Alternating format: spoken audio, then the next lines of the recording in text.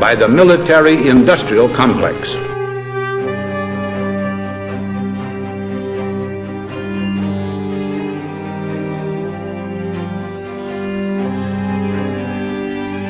It could be seen to move violently forward, violently forward, violently forward. I'm just a patsy.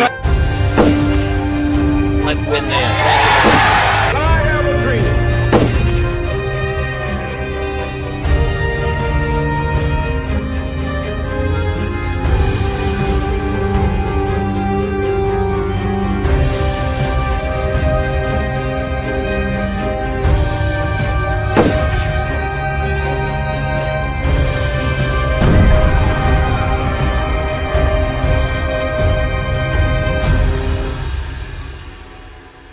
I said this once or twice, but it bears repeating. If you like your current insurance, you will keep your current insurance. You think about the Army and the Navy and the missions they run to protect the world, they run on SAP. Well, you have done a really spectacular job. I guess pretty much everybody at this table is your customer, so that's not so bad. Exactly. So I want to congratulate Thank you, Mr. President. Thank you.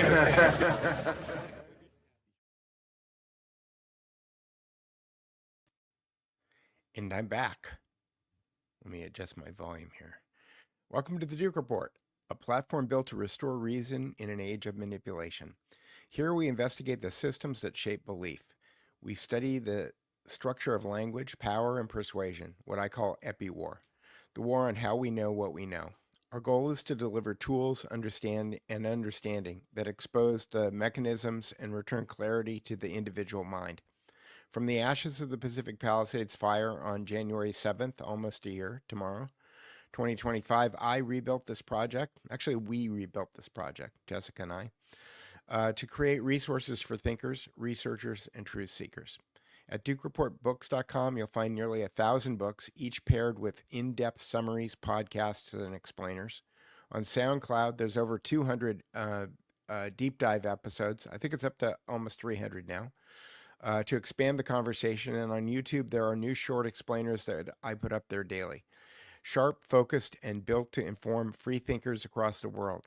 This work is offered freely with no paywalls, no algorithmic gatekeepers. I don't run tracking cookies or anything on any of this stuff. And if you value it, please subscribe at thedukereport.substack.com. Or you could support me directly through buymeacoffee.com/thedukereport. Your contribution keeps this project alive and independent. The battle for freedom begins in your mind. Strengthen your discernment, question the frame, and live free in truth. With that, what I wanted to talk about today, I've got notes. I'm actually going to try to be a little bit organized today. I've got a lot of stuff. Hopefully I can get it done in good time. I wanted to talk about January 6th. Today is the 5-year anniversary of the shit show that happened on the mall and in front of the Capitol of the United States of America, at which point Jessica and I were eyewitnesses. It is the day that I met my wife. It's also the day that I kind of gave up on believing the fairy tale that we learn in school about what this country is and how it works. And the I wanted to share with you today the moment when I started to realize that this entire thing was fake. It was as George Webb would call it, a school play. And I think the whole thing is a school play. I think Washington, D.C. is a school play. So I'm going to bring these images up. This is a picture that I took on January 6th. And just to kind of like set the stage a little bit, I had spent the morning on the ellipse freezing my butt off.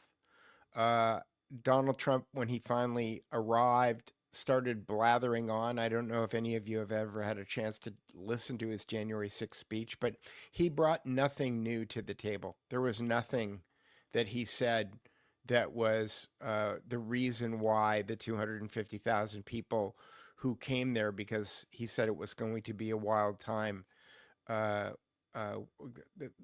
we were nonplussed. Like, we were left without any kind of anything to understand why we were there.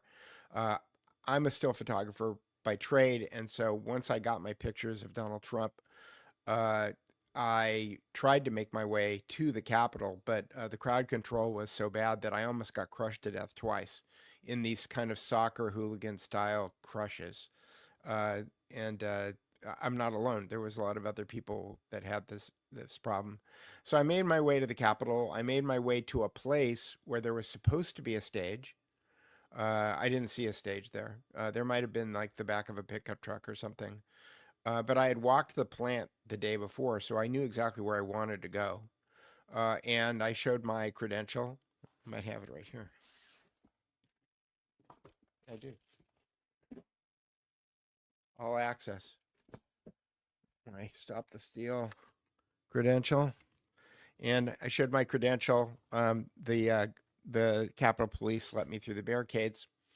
And then almost as soon as I got through the barricades, I turned around and there were these guys who were all high and tight and squared away, which is just a visual reference for people who are military. So people who are high and tight, they have these very military-like haircuts, and squared away means that they've got their gear arranged in a way that looks like they're operators. And I saw all these guys unhooking the gates, and they were talking to the Capitol Police, and then the Capitol Police were running back. You know, if I had it to do over again, I probably would have shot video, but I was a still photographer and I was there taking pictures. So one of the things that I noticed quickly, and I thought about all of this stuff in retrospect, because when these things are happening to you in real time, you're kind of just reacting, you know. You're in a, I don't know, fight or flight or high adrenaline state or whatever it is. But I noticed that there was basically two kinds of people as I was scanning the crowd and looking around and looking for things to take pictures of. There were people who were trying to figure out what was going on. And I would say that's 99% of the people who were there on January 6th were just trying to figure out what was going on, because all the MAGA people were standing behind the barricades, and then these high and tight and squared away guys show up and they unhook all the barricades, and then people started kind of wandering in. It wasn't like a crowd rush or anything. People just started wandering around, and I noticed quickly that there were people who looked like they knew what they were doing, operators, and there were people who were trying to figure out what was going on. And the difference, the operators were all men in their 30s, and all of the other people were mostly people in their 50s and 60s with MAGA gear on. And so These guys, I noticed, they look like they knew what they were doing. And so I just kind of reflexively started taking pictures of them. And just to show you like where I'm cropped in here. So this is a tight shot of, and to make things worse, like I lost my assistant at the very beginning of the melee, and he had all of my gear with him. So I was limited to the two lenses that I had with me, which were an extreme wide angle lens and an extremely long lens. So, uh, that's why I've got the pictures that I've got. So I noticed these guys that were standing on top of a vehicle, and it was like it wasn't an MRAP, but it would look like one of these kind of like military style police vehicles, and all of the tires had been flattened. And you can see where it is in relation. Where I'm on the east side of the Capitol. This is the side of the Capitol that faces um, the Supreme Court. And one of the things that I thought of this morning was that I think that part of the reason that I could see these guys was because on the other side of the Capitol, the front side of the Capitol, they had all of the bleachers up for the inauguration.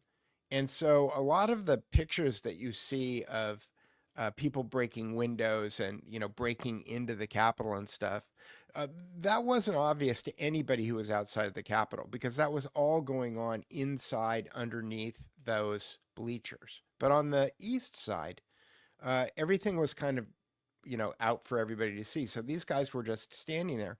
And this is kind of a later photograph. You could see in the background what has happened. I'm going to jump around in time here a little bit. But you could see what's happened is that the police who were standing at the bottom of those stairs have now retreated to the top of the stairs. And excuse my dog is going out of his mind. Quigley is going out of his mind. In any case, the police, you can see they've backed up to the top of the stairs. But you have to understand that this crowd of people was people in their 60s and their 70s wearing MAGA hats. This was not a dangerous crowd. This wasn't anybody with a pitchfork, for example.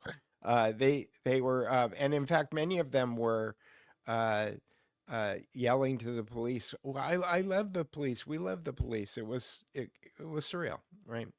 So anyway, this is an earlier photograph that I took. This is when I think I first noticed these guys. And it was hard for me to take pictures of them in between all of the signs and placards. But this is an earlier photograph. This is probably 3 or 4 minutes earlier. And you can see that the police are standing at the bottom of the stairs and the crowd is at the bottom of the stairs. And you can see these two cops who are standing at the top of the stairs. Yeah, they're armed, but they're pretty chill. Like they're not feeling threatened. They're not acting like they're feeling threatened because there was no threat to them. But this guy with the flag and the Marine Corps schmata around his neck was acting a fool.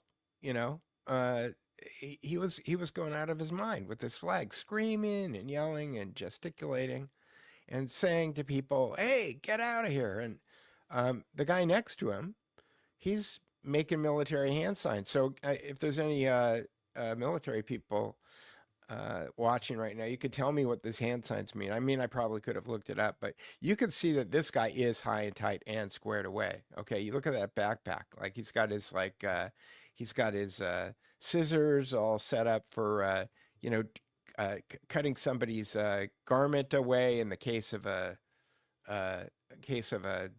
medical emergency, and curiously, he has this sign on the, I don't think that I have it in my slide deck here, but he's got this sign that's covering a patch on the back of his backpack, and I'm assuming that that's because he didn't want to be identified. The patch is a Louisiana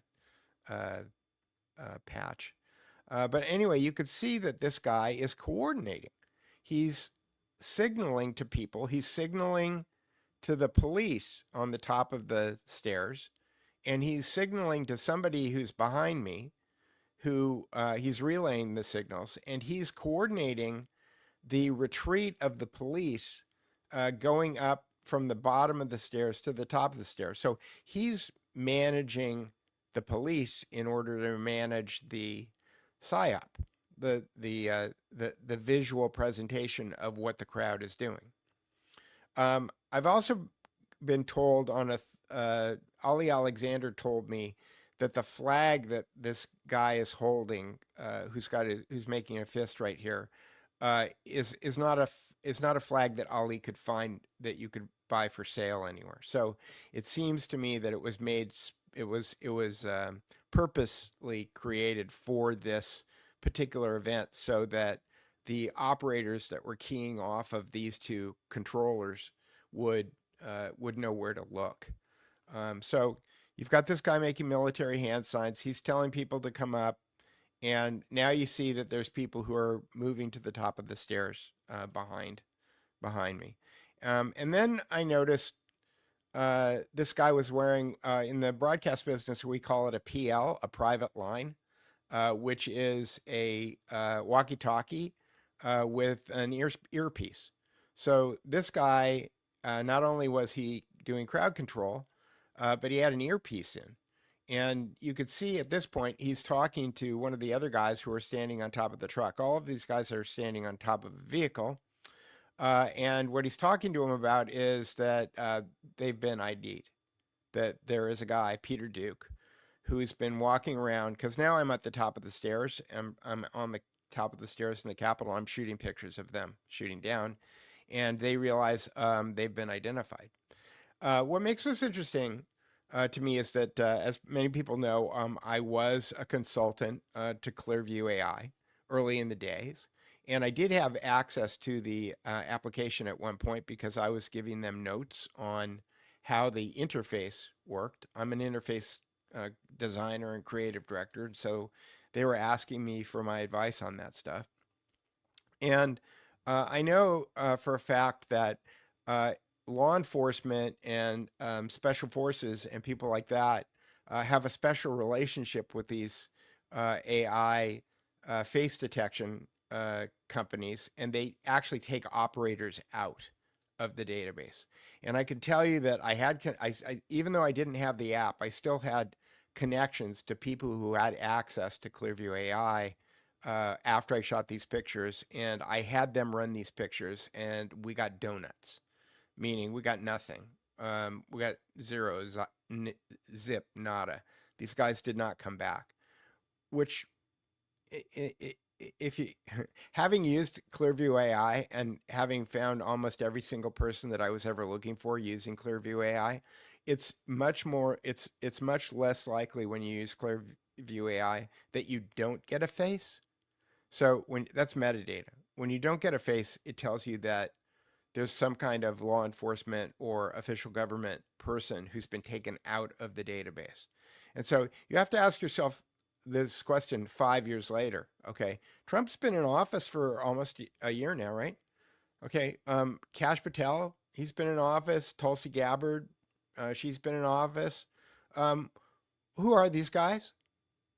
Like, who are they? Like, the FBI had these pictures on January 8th.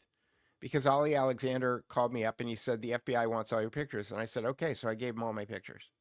Okay. So these guys have been known to the Federal Bureau of Investigation for 5 years. Who are they? What are they doing? Why are they there? Why isn't anybody ever answering this question? I don't know that I will ever know who they are, but let me finish the slides here. So you can see he's got his earpiece on. This guy's pointing me out. Now he's going, what are we going to do about this guy? Right. It's I didn't actually put two and two together until I was going through the pictures later, but who knows? Maybe they needed to go take me out or something. I don't know what the deal was. But I'll just leave you with this slide because one of the things that Ali Alexander also pointed out to me was that because he was one of the organizers of the event, he knew what all the credentials looked like. And he told me that this is a fake credential. And I don't have a close-up of it, but basically it says March on Congress. And it's got the back of Donald Trump's head, and he's facing Congress. So why am I why am I talking about this? Why am I showing you this? The reason I'm showing you this is because that began a journey for me, which led to my having this conversation with you right now. And that journey was, I think that this is fake. I think our government is fake. I don't think that the story that we're told about how things really happen is actually how they happen. And this was a first big clue to me that these guys look like U.S. military, okay, and they were controlling what's framed as a riot or a demonstration, however you want to frame it. They were controlling that event, okay, and we don't know anything about those guys to this day. That's not cool. Okay, it's not cool in any way, shape, or form. And so, that led me to start really questioning all of my assumptions, questioning what I believe, and reframing my own beliefs, because I don't think that I can help anybody else reframe their beliefs if I don't reframe mine first.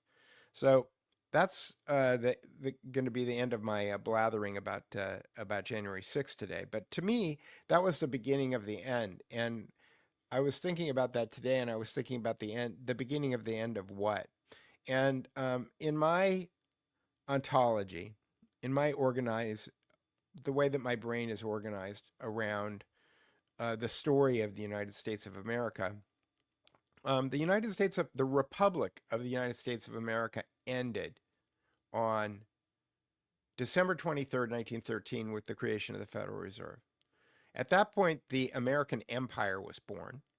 And that empire is not ruled by the government of the United States of America. It's ruled by an elite oligarchy that has control primarily of our financial system, the Federal Reserve Bank. And since the dollar is the reserve currency, since 1913, the dollar became the reserve currency of the United States of America.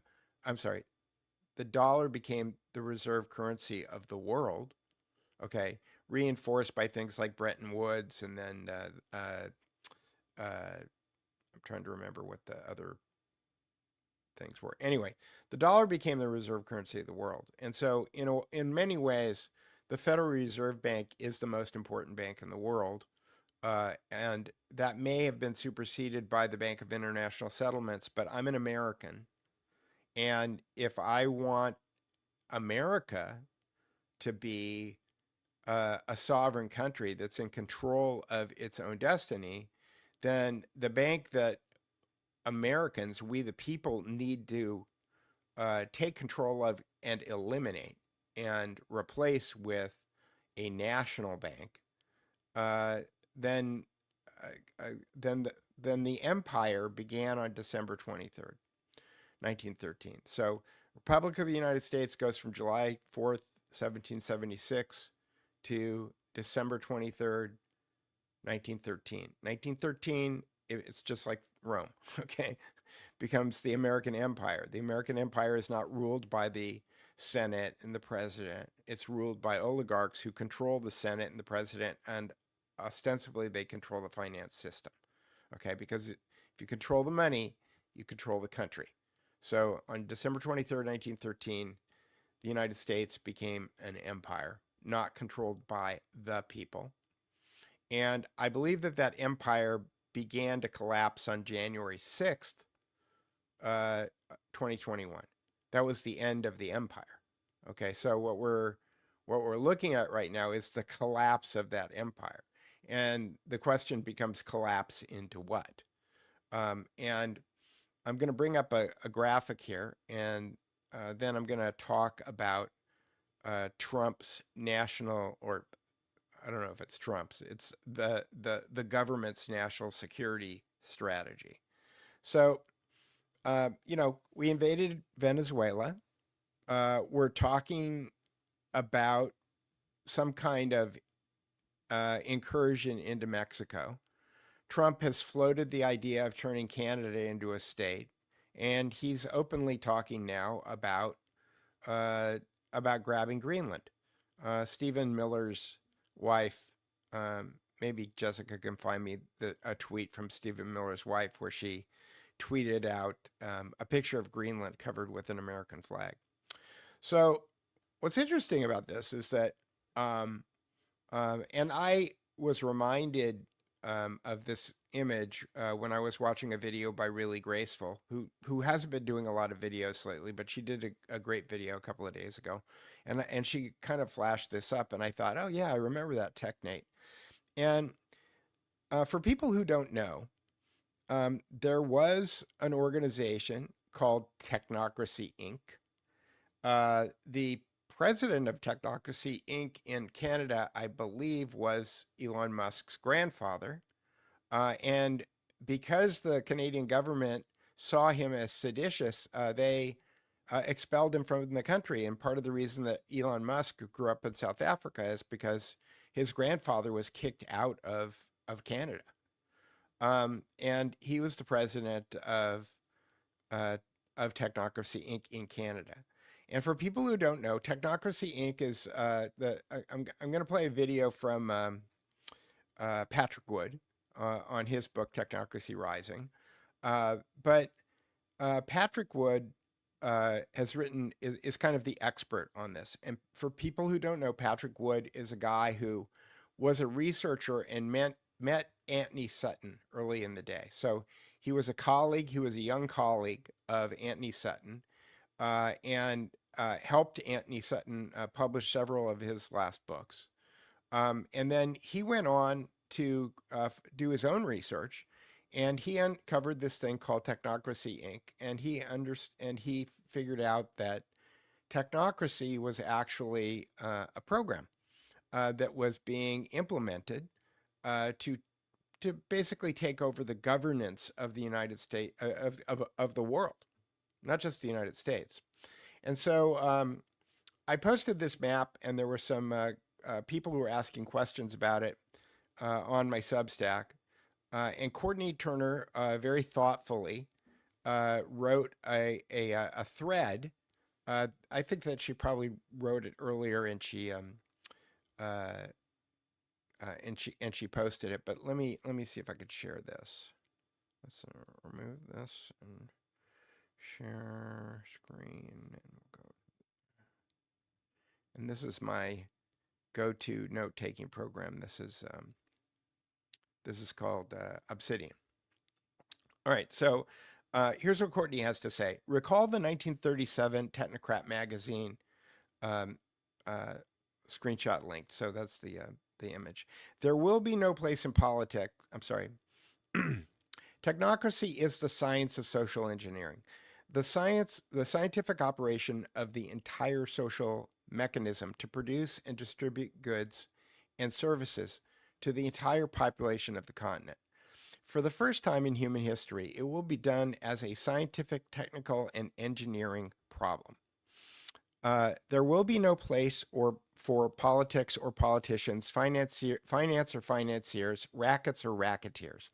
Technocracy states that this method of operating the social mechanism of the North American continent is now mandatory because we have passed from a state of actual scarcity into the present status of potential abundance, in which we are now held to an artificial scarcity forced upon us in order to continue a price system which can distribute goods only by means of a medium of exchange.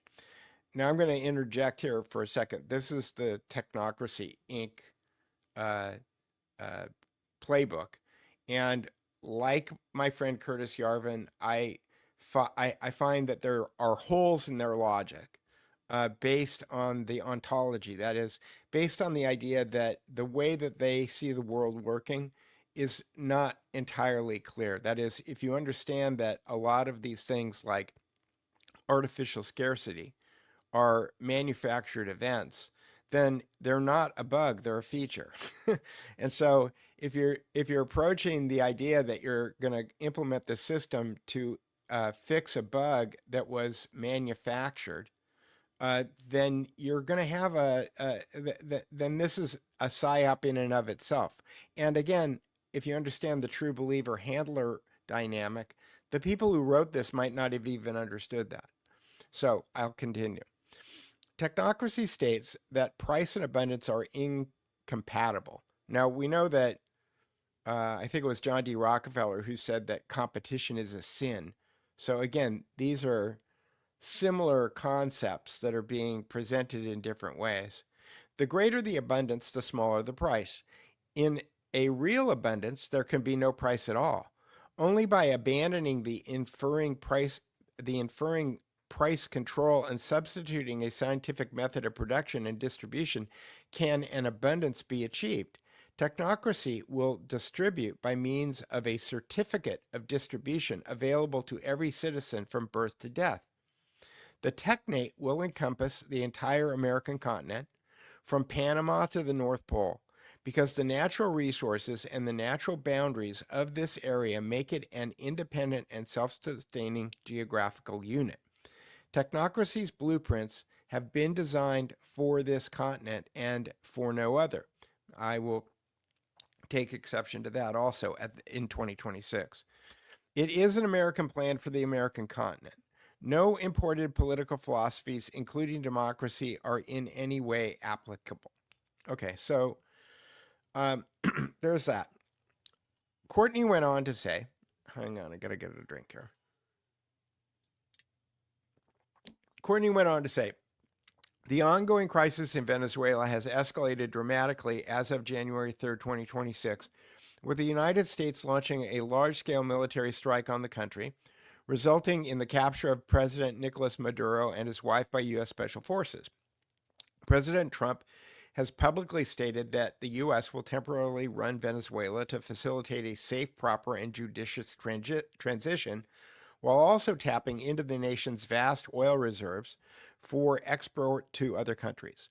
Reports describe explosions and strikes in key areas like Caracas, the port of La Guaira, and military complexes such as Fuerte Tiona, I can't pronounce these things, making a swift and unprovoked operation that has drawn international condemnation for setting a dangerous precedent in global affairs. So I'm not gonna read the rest of this because you can go read it on my Substack. But the big idea here is that this Technate thing, okay, is not a new idea, okay, and for whatever the reasons are that Donald Trump says that we're doing it, the fact is that the direction of things, and when I say the direction of things, I'm going to bring up this national security strategy. They are much more in line with this than anything else that I can see, and you know, this map doesn't lie. This looks exactly like what Donald Trump is trying to do right now. The big question mark that I have in the middle is is Cuba, right? And but because the Rockefellers have always kind of like wanted to keep Cuba as like this test experiment for something. But let me jump to the national security. Hang on a second. All right, and I have a cheat sheet because I tried to be prepared here. National security, well, but actually, before we do that, what I could do is I could play this video of Patrick Wood's book. So again, for people who are new here, I have a library at DukeReportBooks.com of almost 1,000 books that I believe are the most important books that people could be reading right now. And for many of the books, if not most of them, I have half-an-hour podcasts that I use Notebook LM to create. And for many of them, I have 6 to 8 minute explainer videos. And so instead of my explaining to you what technocracy is, I am going to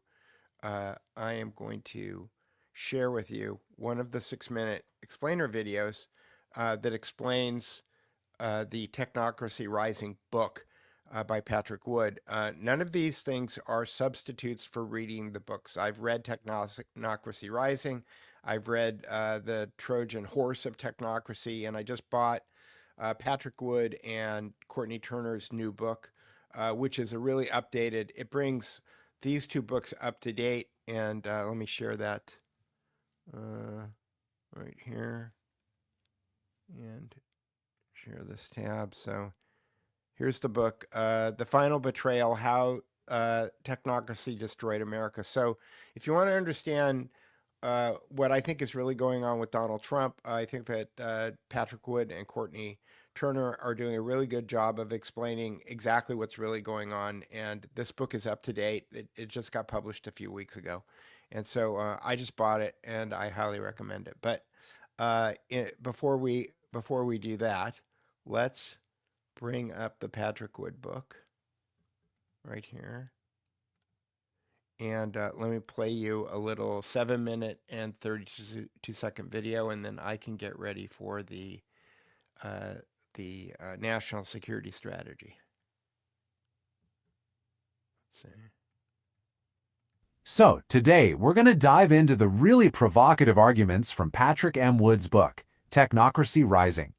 His whole idea is that a forgotten ideology from the 1930s is making a huge comeback, but this time it's disguised as global progress.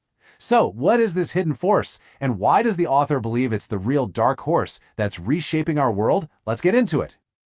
Right here, this is the core claim of the entire book. See, the author, Patrick Wood, he's basically saying that while we're all busy looking at the usual suspects, the familiar political isms, there's something else, something much more subtle, happening behind the scenes. And that something is what he calls technocracy. All right, here's the roadmap for how we're going to break down Wood's argument. First, we'll nail down what he means by this dark horse.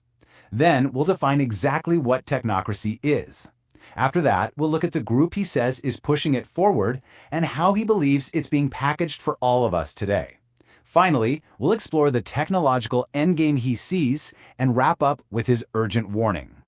So what is this mysterious dark horse? Well, according to Wood, it's not some brand new threat. Nope. He says it's an old one that's been resurrected, an ideology that was just waiting in the wings for the perfect moment to step back onto the world stage.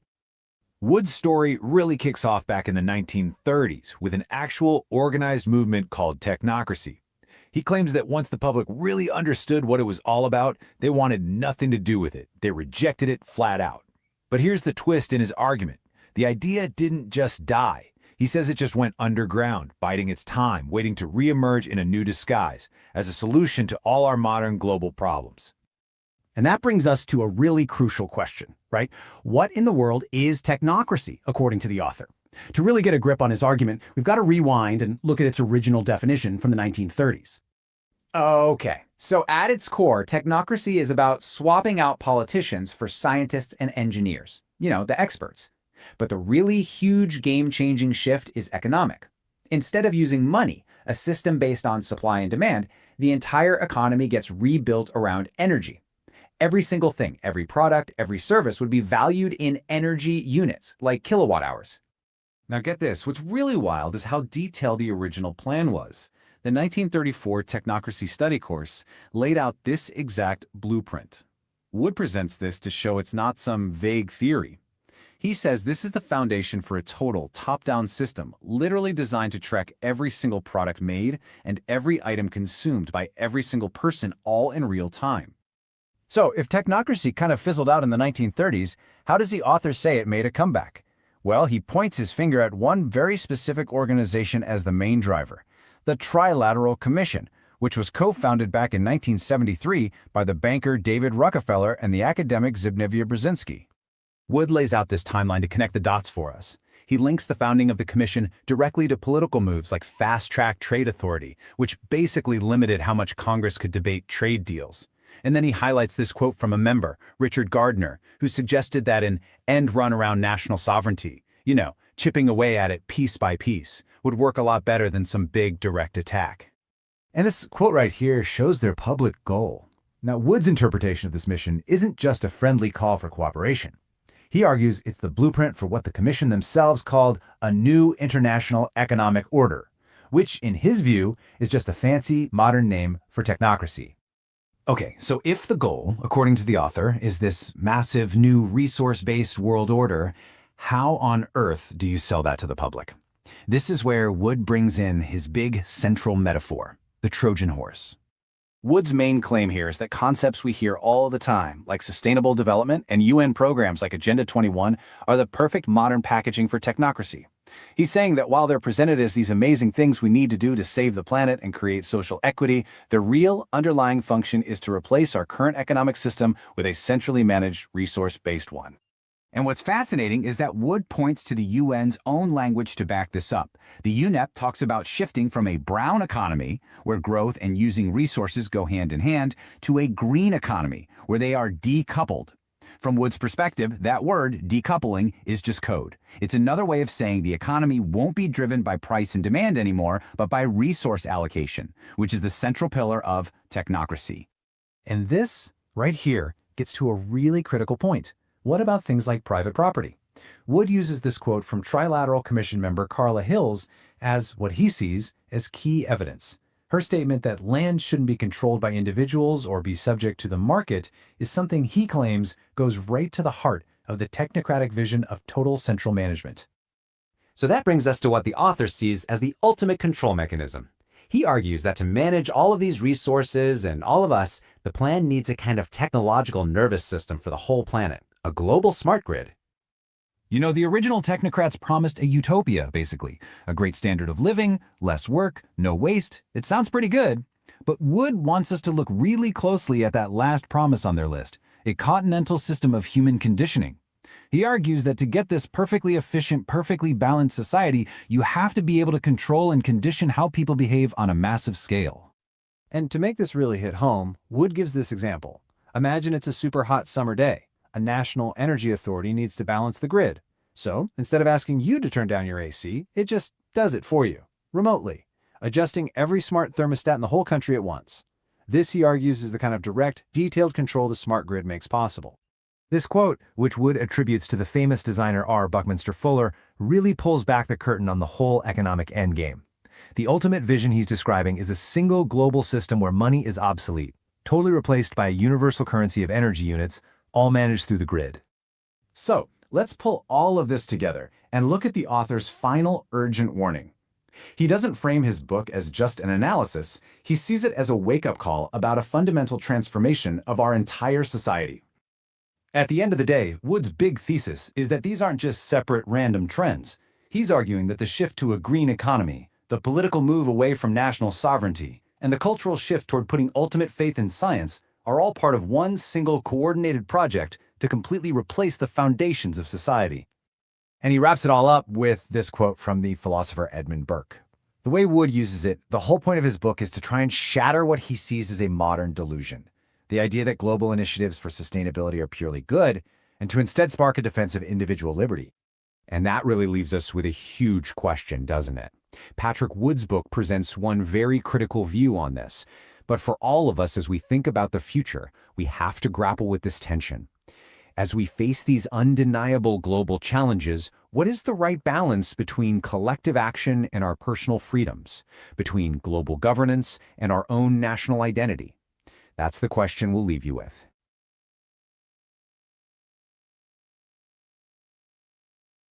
All right, I should unmute myself and get rid of this. And I'm going to add one more kind of like idea to the mix here, and it's this.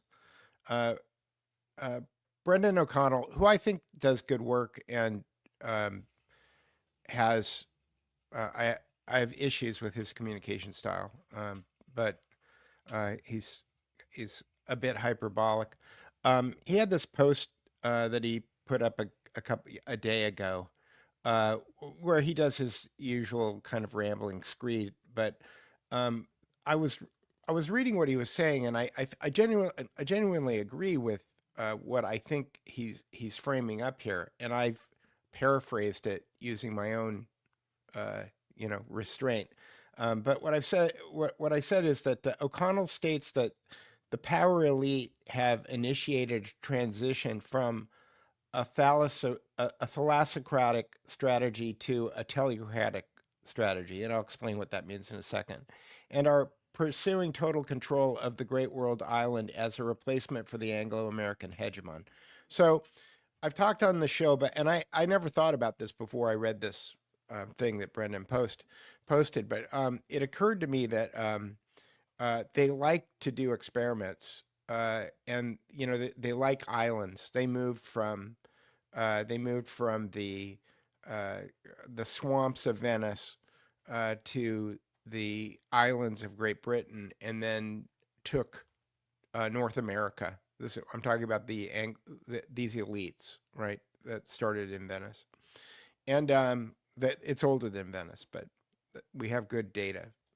And it seems to me that now what they're trying to do is that they're trying to create North America and the top of South America perhaps as an island again, while they build out the world island, as Mackinder put it. So what's being framed as a multipolar world is actually just another oligarch experiment.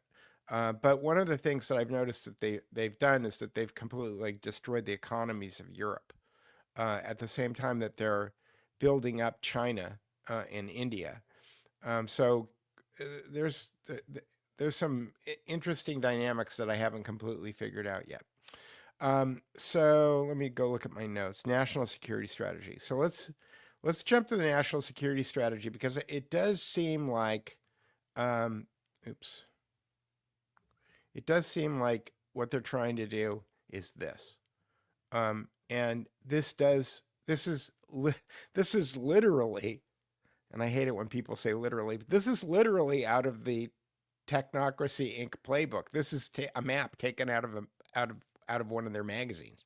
Okay. And so I'm going to jump to Trump here for a second and the national security strategy. Let's see. Share this tab instead. And we'll go here. And let me blow it up. So I'll read you the letter from Trump and then the introduction, and then I have some notes. My fellow Americans, over the past 9 months, we have brought our nation and the world back from the brink of catastrophe and disaster. This is hyperbole.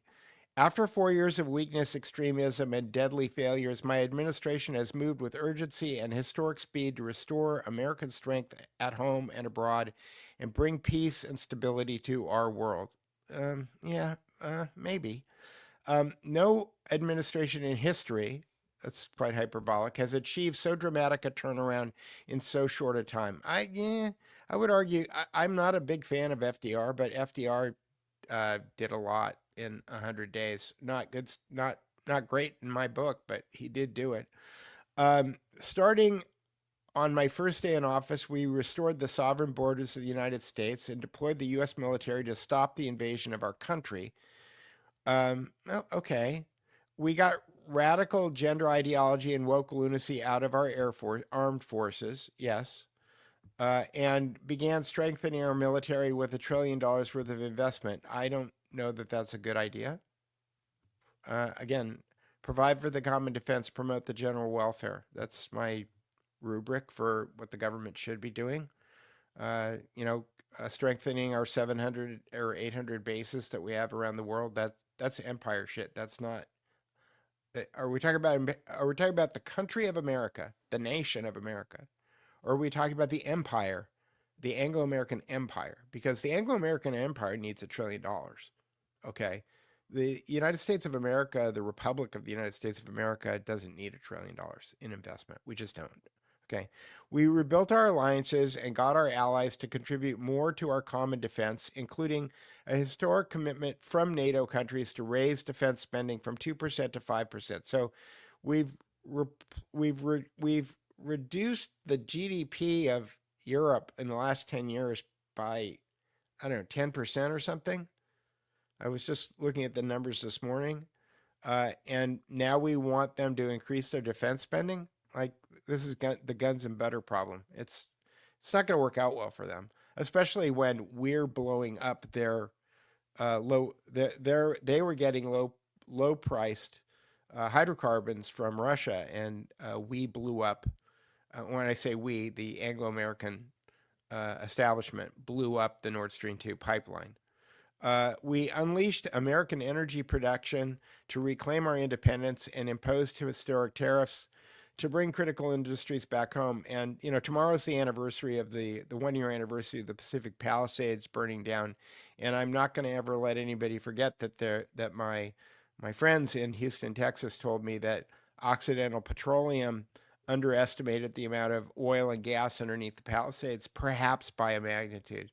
And so I can't help but believe that that fire had something to do with the hydrocarbons underneath the Palisades.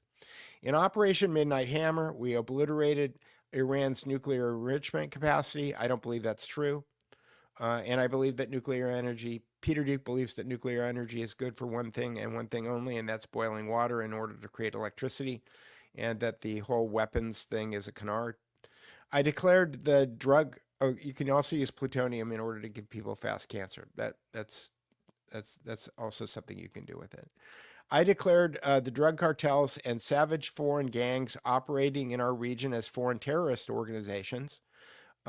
Peter Duke would be happy if you named the Federal Reserve Bank and Citibank and JP Morgan foreign terrorist organizations, because that would actually fix the problem quickly.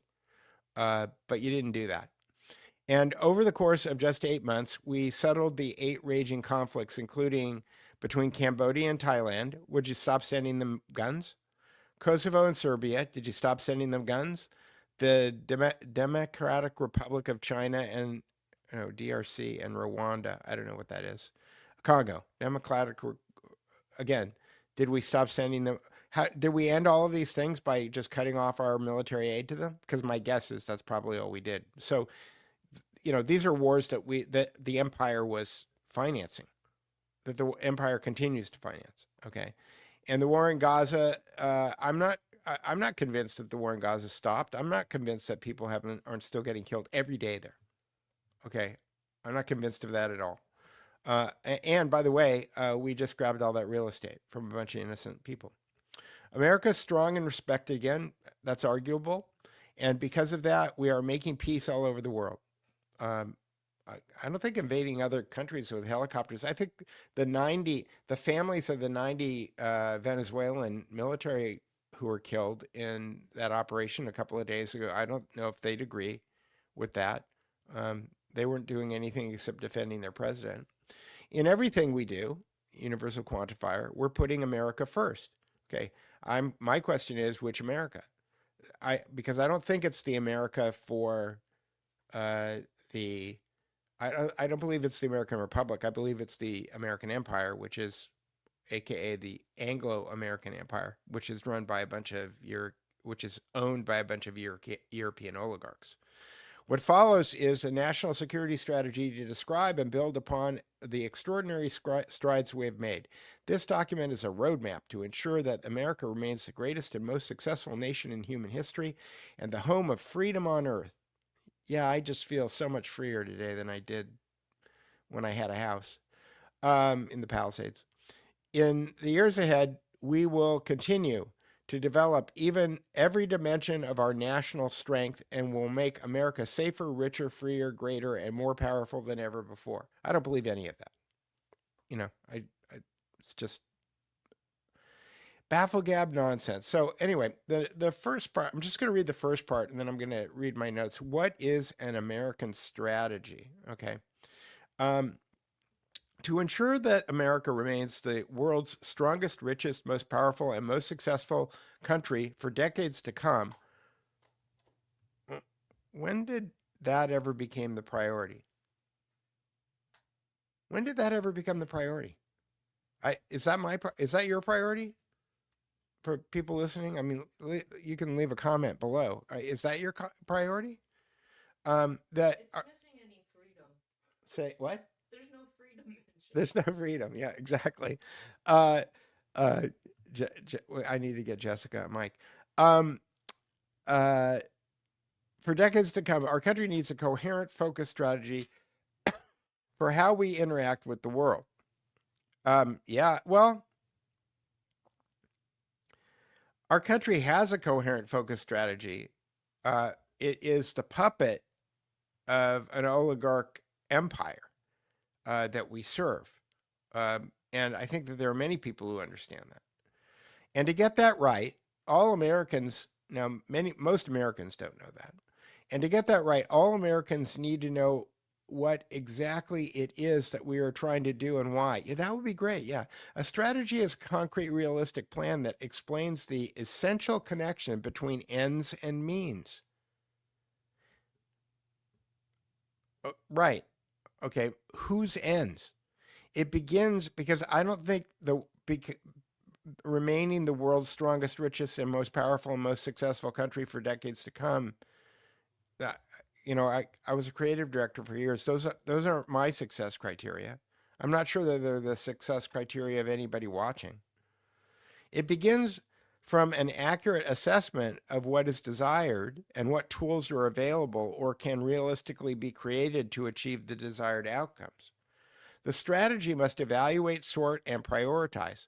Not every country, region, or cause, however, can be the focus of the American strategy. Of course, you can't do everything all at once.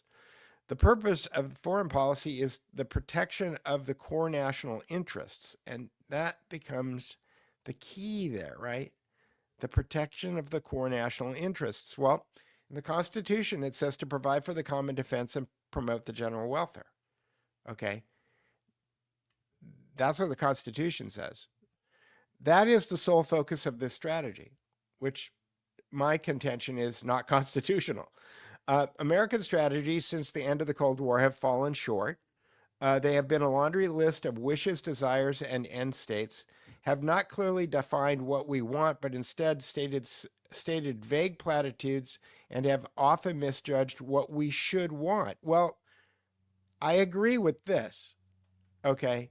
But I think that we need to understand what we should want and agree with it. We should have a national conversation about what should we want, okay? Because there are giant assumptions here that I don't think that most Americans actually believe. In the end of the Cold War, American foreign policy elites convinced themselves that permanent American domination of the entire world was in the best interest of our country. They're talking about PNAC, okay?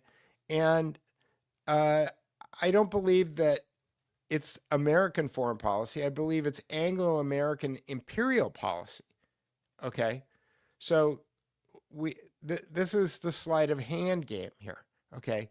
PNAC, those guys might be American citizens, but they're not operating on behalf of the American people. They're operating on behalf of the Anglo-American empire that controls the government. So this is a fundamental ontological problem. American foreign policy elites convinced themselves that permanent American domination of the entire world was in the best interest of our country. Yet the affairs of other countries are our concern only if their activities directly threaten our interests. Okay, what are our interests?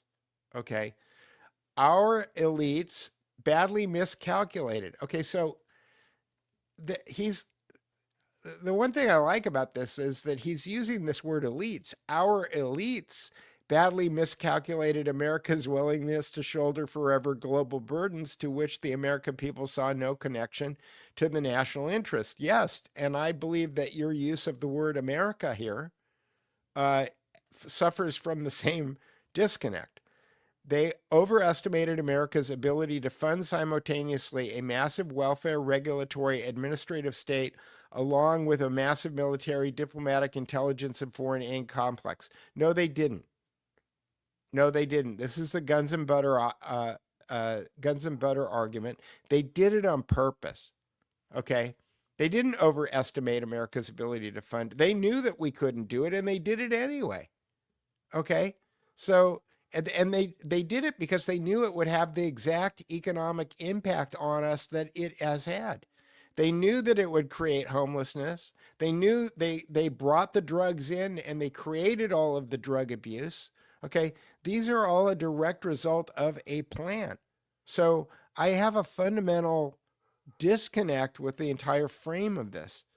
They placed hugely misguided and destructive bets on globalism and so-called free trade that hollowed out the very middle class and industrial base on which American economic and military preeminence depend. No, it's on which the American people, the thriving of the American people depend, okay? We don't need military preeminence, okay? When you read Two World Wars in Hitler, Conjuring Hitler, Prolonging the Agony, and The Hidden History of World War I, okay? When you read those books and you understand that these economic and military issues are manufactured by the same elites that he's calling out. He says, our elites. These elites are manufacturing these events. Hundreds of millions of people have been killed, okay? Trillions and trillions of dollars have been wasted, okay? The blood and treasure is incalculable in this epi-war, in this epistemological warfare, okay? And so I have a giant problem with just the frame of this. They allowed allies and partners, also known as patsies and stooges, to offload the cost of their defense onto the American people. That's because they didn't have any skin in the game. They weren't. They gave up hundreds of millions of people who died. And sometimes sometimes to suck us into conflicts and controversies central to their interests, but peripheral only or irrelevant to our own. Who is our? It's not the American people, Donald. It's not the American people. It's the American empire. And they lashed American policy to a network of international institutions, some of which are driven by outright anti-Americanism. Well, let's start by defining what Americanism is, because that would be a good place to start. And many by transnationalism that explicitly seeks to dissolve individual state sovereignty. In sum, not only did our elites pursue a fundamentally undesirable and impossible goal, in doing so, they undermined the very means necessary to achieve that goal, the character of our nation upon which its power, wealth, and decency were built. Well, again, I reject this frame, okay? But he goes on, he goes on to list a bunch of different ideas that we're going to manage with this national security policy. And let me pull this out because I'll just make myself full screen while I read this stuff here. He's going to use the military against the cartels. Okay, the cartels were created ostensibly by the Central Intelligence Agency. Okay, so we created the cartels so that we could control the empire. When I say we, I should apply the same rubric to myself. Okay, the Anglo-American establishment, okay, funded the cartels, okay, and they fund both sides of the drug war because they make money on both sides of the drug war. They make money by selling the drugs, and then they make money by selling services and material to the people who are fighting the drugs. Okay, so they make money on both sides. Okay. Executive control over immigration invasion. Okay, well, again, the NGOs are funding these things. So declare the NGOs enemy combatants, and then I'll believe you. Okay, but until you declare the NGOs, the foundations, you might as well include the Ford Foundation, the Rockefeller Brothers Foundation, the Carnegie Institute for Peace, there's a bunch of them. All right. Name them all enemy combatants. Then I'll believe you, Donald. Then I'll believe you. Because again, I'm gonna end this show today talking about money. Okay, because at the end of the day, it's what makes the world go round. And until we address the money thing, then none of this stuff is going to change. None of it. And I don't care what the lunatics over at the Promethean Pact have to say about it. They know better, which is why I don't like them. Surveillance and foreign influence policing. So they're saying that they're going to start controlling foreign influence in a country that has a First Amendment. I argue that personal responsibility is the only way that you can have. John Adams, I know I repeat this all the time. John Adams said that our Constitution is wholly insufficient for a people that are not moral and religious. And that includes having critical thinking skills. And if you're not going to reintroduce, if you've got the World Wrestling Federation CEO's wife as the head of education, then I want to see what she's going to do, Mrs. McMahon, okay, on increasing the critical thinking skills of American students in schools, okay? Because the way that you control the foreign influence is that you lift everybody's critical thinking skills. And I don't believe that's a heavy lift, by the way, because I think that we're all born with logos. That's what the Bible's all about. That's what the New Testament's all about. We're born with it. It's our God-given gift. It's our grace, right? So if we can take advantage of our grace, then we can have a First Amendment in the United States and let people figure out on their own whether or not they're looking at AI slop or not, right? I'm going to jump ahead here. Civil liberties and national security expansion, okay? He's expanding the surveillance state, okay? The control grid. Elon Musk is putting up the satellites, and they're going to come up with a bunch of laws, and they're going to determine what is appropriate speech. I don't know how you do that in a country that's got a First Amendment, but obviously it's part of our national security. The way you do it is you make it part of national security.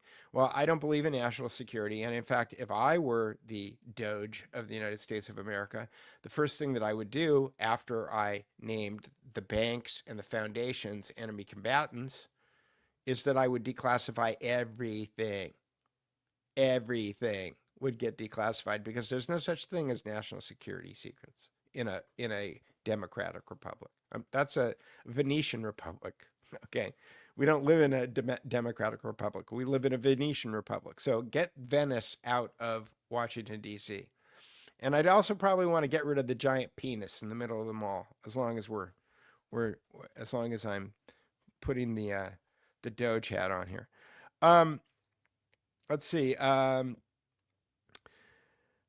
Regulation of voting blocks to loyal to foreign interests. Okay, again, I don't know how you do that without full disclosure in a First Amendment driven country. Cross-border lethal force on non-state actors. Okay, so we're going to start killing people who get in our way. This is just Smedley Butler gangsterism. So nothing's changed in 120 years. Read War is a Racket or Gangsters of Capitalism if you want more information on that. Industrial policy and federal economic directives. Yeah, this is like Stargate and taking our money, or it's actually not our money, it's our debt. We don't have money anymore. We only have debt. Every dollar that gets printed is lent into existence, and it represents debt. It doesn't represent wealth. So there's an inversion there. And he wants to put up this golden dome thing, which is, again, missile defense against enemies that are being financed by the same people who are lending us money to build the weapons to defend ourselves. Okay, this is no different than World War I or World War II. Okay, this is taking the largesse of the government, and instead of using it in order to make the lives better of all of our citizens, that we're going to make a few people incredibly wealthy and powerful by selling this idea of fear. And the fear is that we're going to get nuked. And I don't even believe in nukes. So there's that. So the government's going to get involved in speech moderation. They're going to do surveillance of political expression. They're going to target voting blocs loyal to foreign interests. They're going to create counter propaganda mandated by national security, whatever that means. It means whatever they want it to mean. Okay. They're going to do joint cyber operations with private companies, which is why all of this stuff is going into Palantir. Okay. So that they can model your behavior and control you that way. And there's a national security framing of ideology. Let me look at my notes here on that. And the trigger is rejecting de-radicalization abuses while expanding security posture.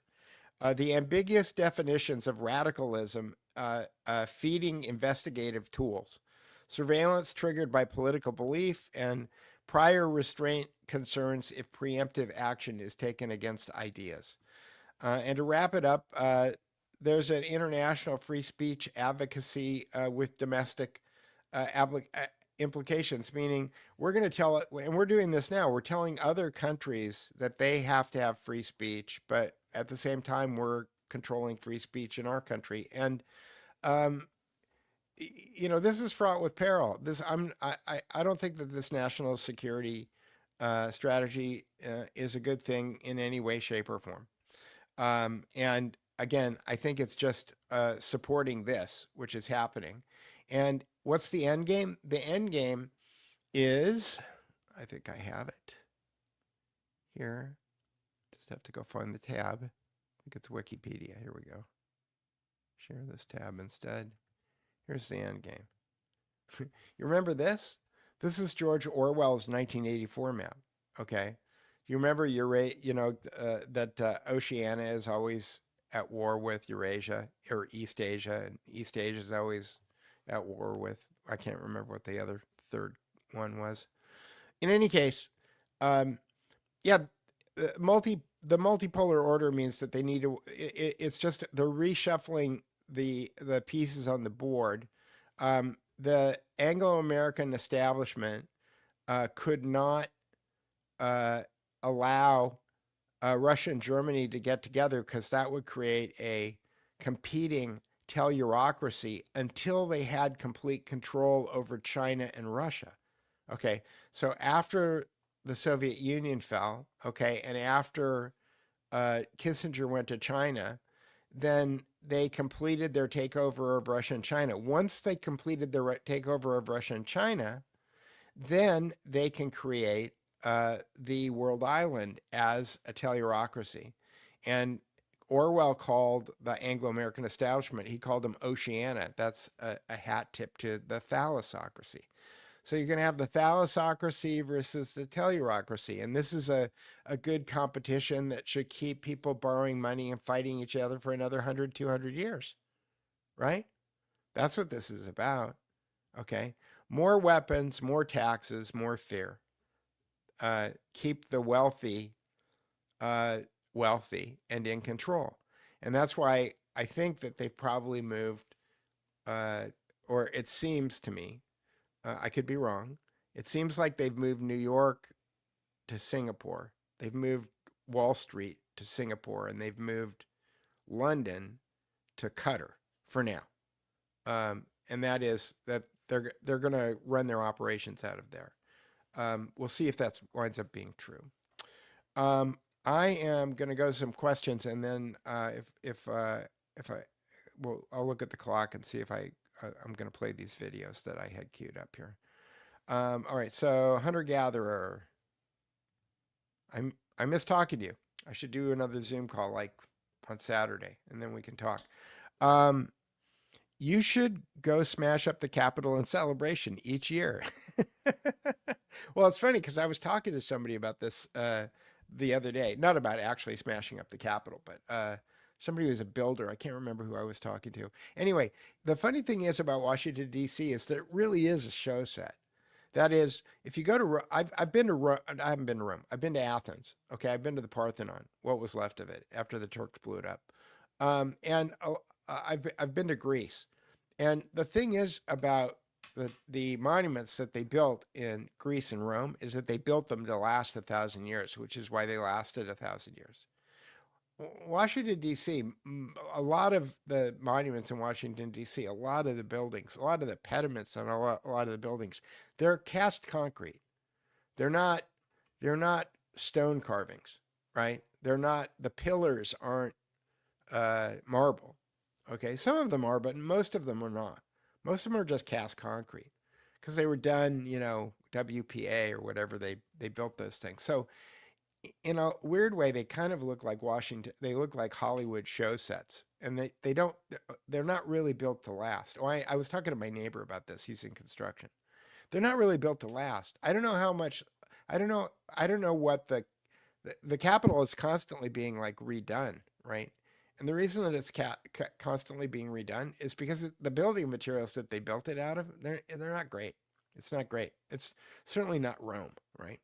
So anyway, it might be easier to smash up than you actually think. And if you leave it alone for a while, it might just fall apart, which is, you have to ask yourself when they were building it, were they really doing it this way because they were concerned about money or because they didn't think they needed it to last that long anyway? Xanadu says, J6 was a psyop, as were Trump assassination attempts. I agree. The advent of mass media made control of dissent or consent much more effective. I think you're right. I think that, I'm talking to 71 people right now.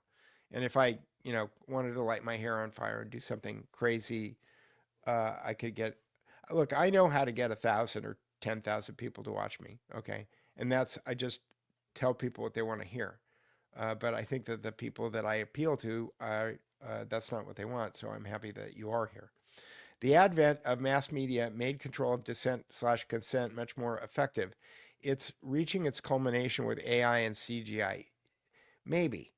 I have a 26-year-old daughter, and her generation are completely skeptical of everything at this point, which I think is good, because it may get to a point where people don't actually even, that are that age, aren't paying any attention to it at all, which would be good, I think. Tori Alexander says, that's what I was thinking, learning about Yarvin's theory. Either he's very naive about the bugs in the system or he's a handler. Yes. And I don't know if you noticed, but last week Curtis posted, he quote tweeted Nick Fuentes about how Hitler became Hitler. And I tried to set him straight in a series of responses. And apparently I wasn't alone, because last night, in the middle of the night, my dog woke me up and I went to the bathroom and I looked at Twitter, and I saw that Curtis had posted, he kind of doubled down on his narrative of the way that he believes that World War II and World War I started. And I just hit reply and wrote nope. And then I put the covers to Conjuring Hitler,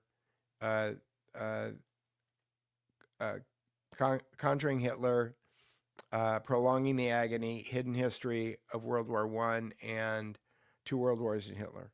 That was it. It's like, read the books, okay? And by the way, they're all based on Quigley and Sutton. You can read those books too. Like, we're not talking about slouches here. This is well-known stuff. Like, if you actually want to know how things really work, Curtis, then go look at that stuff, because that might change your frame a little bit. Tori asked me to take a look at Curtis's work, which is why I posted his kind of his open letter, which was his original compilation of his Mencius Moldbug writings. And I have problems with his ontology. He thinks the world is controlled by what he calls the cathedral, which is government, media, and education. And he's right. But the part that he leaves out is those institutions are controlled by a super institution. Okay. And so, like Donald Trump's national security directive, there's lots of undefined ideas because the ontology is broken. And, I know I keep using this word ontology. It just means that the organizational structure of the map is not complete. And if you don't have a complete map, then you can't tell what's really going on. And so to Tori's point, if Curtis, like, for example, like the Hoover Institute is where the truth goes to die. Okay. And so I look at somebody like Victor Davis Hanson, who didn't understand why people were trolling him last week. Okay. Well, Victor Davis Hanson, and I'm glad that Thomas Sowell has retired by now. Okay. Because he doesn't need to be a target of this. And, he seems like a good enough guy. But if you understand that the Hoover Institute's entire raison d'etre, okay, is to hide the truth of what really happened in World War I and World War II, and then you look at a guy like Victor Davis Hanson, who has to have full knowledge of Anthony Sutton and what Anthony Sutton wrote, and what happened to Anthony Sutton at the Hoover Institute as a result of his telling the truth. Okay, and so. And then you get into this conflict, and the conflict is clearly Victor Davis Hanson is not a dummy. Okay.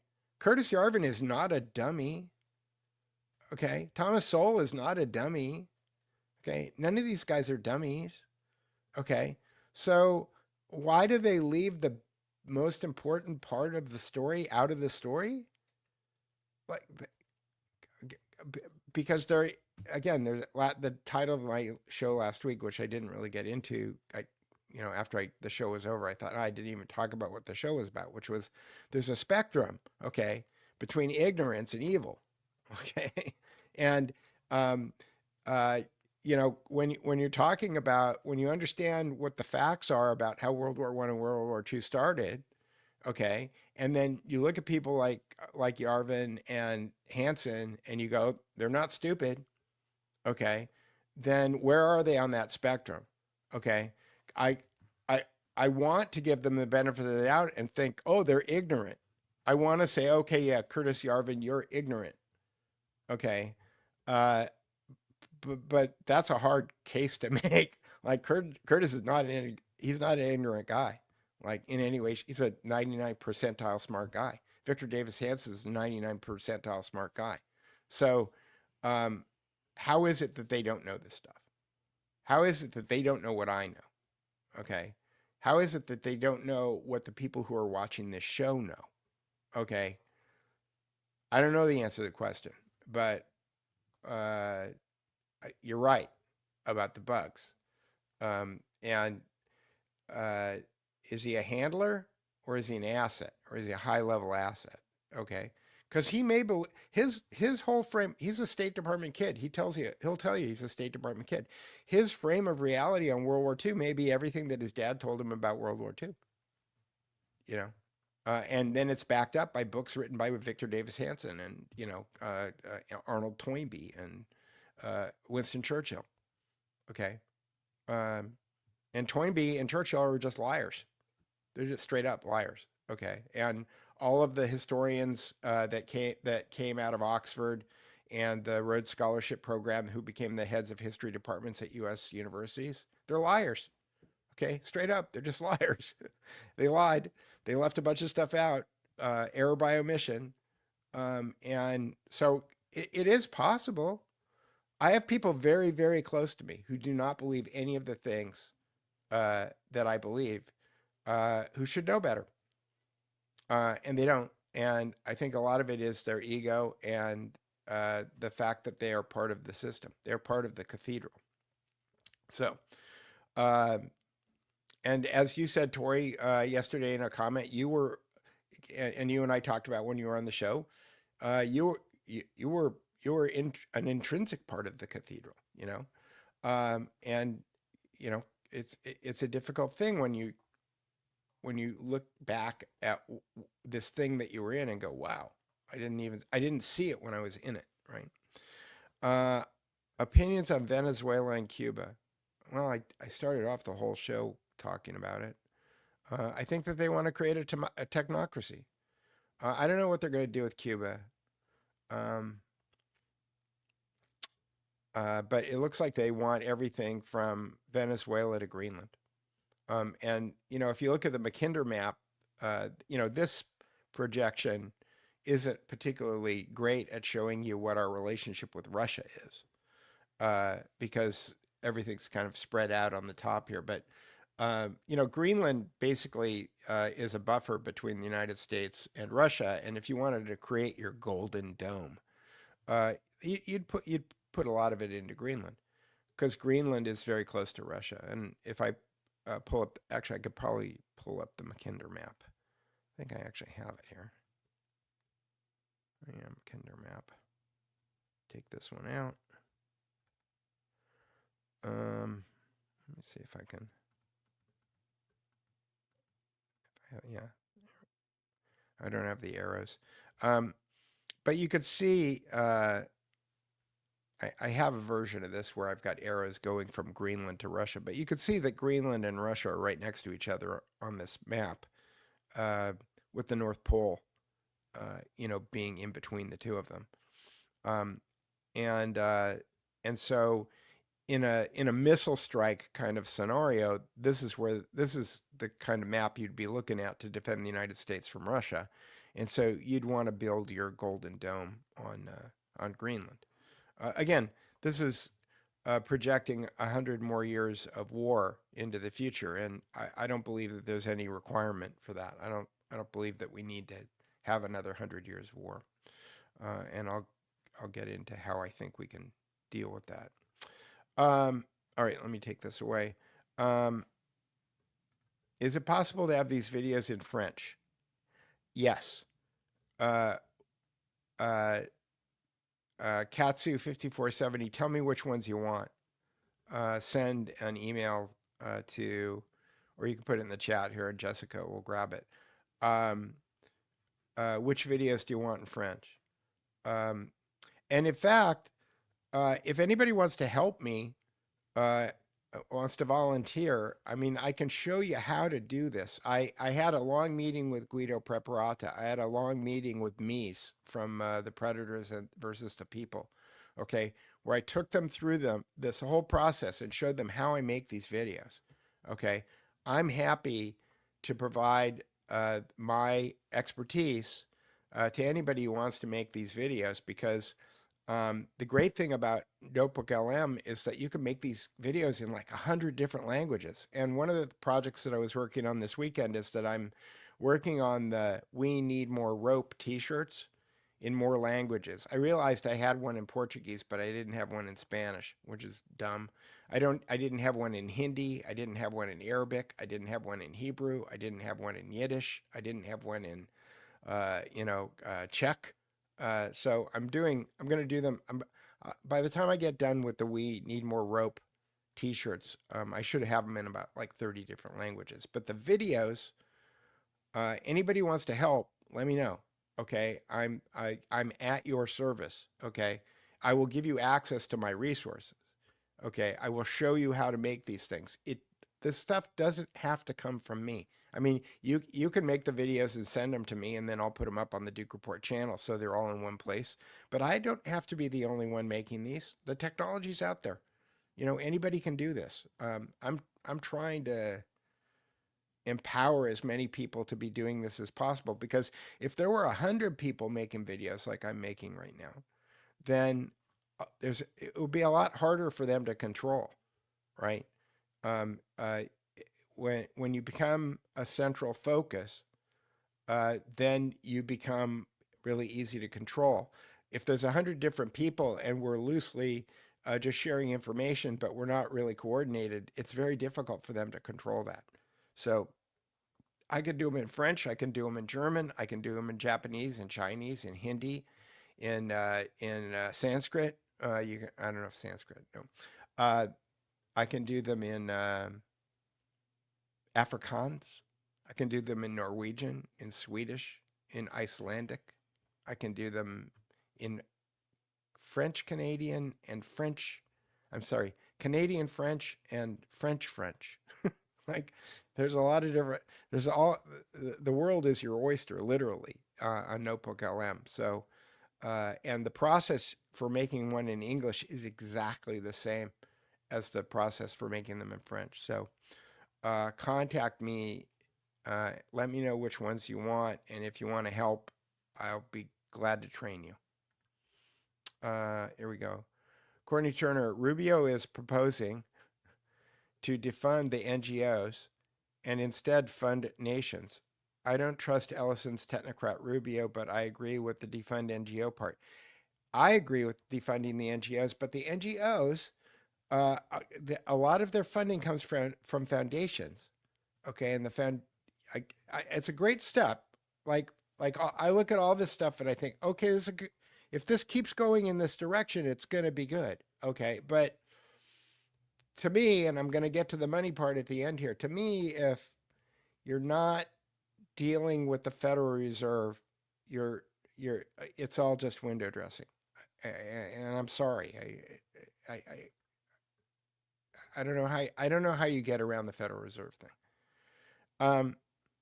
Tori says, I agree with all your reforms except that for the penis stays. Okay, you can keep the penis. All right.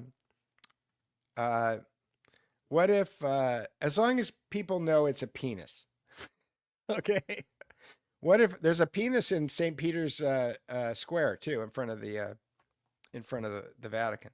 What if Russia arrests Merz and takes over Germany?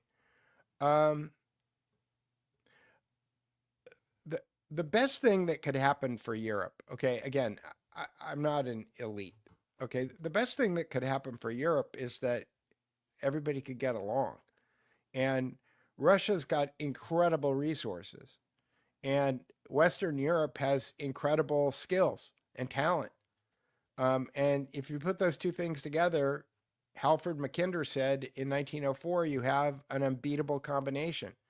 So everything that the English have done, after World War II, after 1913, the Anglo-American establishment have done, is do everything they can to keep the Russians fighting with the Germans, fighting with the Chinese, fighting with the Indians, fighting with the Pakistanis, fighting with the Arabs, fighting with the Israelis, fighting with the Zulus, it's all about keeping this thing, keeping these people fighting, okay? If you can keep all these people fighting, then this little island that controls this monster over here in the upper left-hand corner and all the blue parts of this map gets to control the whole world. So I don't know how Russia and Germany get together, but obviously the Germans didn't blow up the Nord Stream 2 pipeline, and there was nobody in Germany who had the balls to stand up to whoever did it and call them out. All right, Polly, let's see. Is Venezuela about the oil and the petrodollar to keep the US dollar as the global reserve? Part of it. Yeah, I think it is. I think part of it. Also, but it frees up. Here's the thing. If you free up the Venezuelan oil reserves, then you can have a war against Iran. Okay, and you can lose Iran. So if we try to overthrow Iran, it's in Russia's best interest to make sure that whoever we want to control Iran is not in Iran, and whoever Russia wants to control Iran, which I think is the Ayatollah at this point. So, but in any case, if we try to overthrow the government in Iran and things don't work out, then we're going to have to make up the difference. And that difference being made up will be Venezuela. I think that that's probably what's going on. And again, I'm not an expert on geopolitics, but I've played enough of these games like Diplomacy, which is a game, I haven't talked about it. When I played these Avalon Hill games, there was one game that I played called Diplomacy that's the most realistic game that you can play. And there is an online digital version of it. And I think it's one of the greatest games ever created, if you want to understand how the world really works. And do not, under any circumstances, ever play it with somebody who you're friends with. Because deceit is an advantage in that game. And you can win the game, but you can only win the game by being the most deceitful player. So, it is a non-cooperative game, and so don't play it with your friends, because I've made the mistake at one point when I was 13 or 14 years old of playing it with one of my friends, and he was never my friend again after I won the game. Because I was really good at it. It taught me a big lesson too, which is don't be deceitful because you'll lose your friends. Teresa says, you say the Anglo-American Empire had to wait until it got control of Russia and China, but London has control of China since the Opium Wars. Well, sort of. I think that China really became locked in when Rockefeller sent Henry Kissinger over there.